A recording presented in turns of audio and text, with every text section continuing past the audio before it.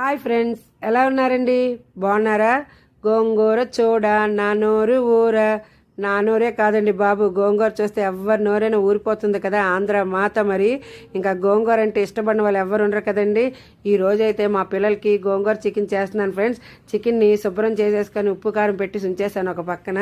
ఇంకా కళాయిలో కాస్త నూనె పోసుకుని పోపు వేసుకున్నానండి. పోపులో ఎండుమిరపకాయలు ఎక్కువగా ఉంటే గోంగూర చికెన్ చాలా అంటే చాలా బాగుంటుంది. 2 ఉల్లిపాయలు కోసేసుకొని చక్కగా వేపేసాను. ఇంకా ఉల్లిపాయలు వేగిపోయిన తర్వాత పక్కన పెట్టుకున్న చికెన్ కూడా వేసేసి ఒక 10 నిమిషాలు అయితే మగ్గనివ్వాలి. బాగా చిన్న సిమ్లో మగ్గనిస్తే బాగుంటుందండి. బాగా మగ్గిన దాంట్లో 2 టమాటీలు అయితే కట్ చేసుకుని వేసేసుకున్నాను. అవి కూడా కాసేపు మగ్గనివ్వాలండి. ఈ లోపు నేనైతే గోంగూర శుభ్రం చేసేసుకొని గోంగూరలో ఎల్లుల్లిపాయ, ఇంకా చూస్తున్నారా అల్లం, ఎల్లుల్లిపాయ, పచ్చిమిరపకాయలు అన్నీ కలిపేసి బాగా ఉడకనిచ్చానండి. ఈ లోప చికెన్ మనకు బాగా ఉడుకుతుంటుంది కదా. ఇంకా ఇందులోనైతే చికెన్ మసాలా వేసుకున్నాను. చికెన్ మసాలా వేసుకున్న తర్వాత చిన్నపాటి నీరు కూడా వేసుకునండి. చిన్న గ్లాస్తో వేసుకుంటే సరిపోతుంది.